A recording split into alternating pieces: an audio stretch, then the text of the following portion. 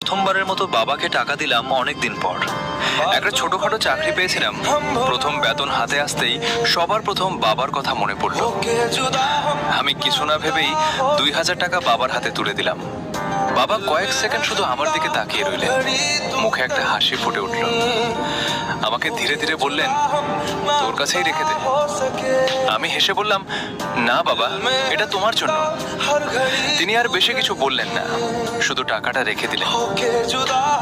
সেই মুহূর্তে আমার মনে হলো আজ বোধহয় উনি খুব খুশি হয়েছেন।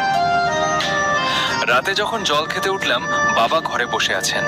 তিনি সেই টাকাগুলো মায়ের হাতে দিচ্ছিলেন আর আস্তে করে বলছিলেন, এটা দিয়ে ওর জন্য ভালো কিছু নিয়ে এসো। মা বললেন, তুমি নিজের জন্য রেখে দাও। বাবা হাসলেন, আমার আবার আর কি চাই, সব তো ওর জন্যই। আমার হাত কাঁপতে শুরু করলো। আমি দরজার আড়ালে দাঁড়িয়েছিলাম।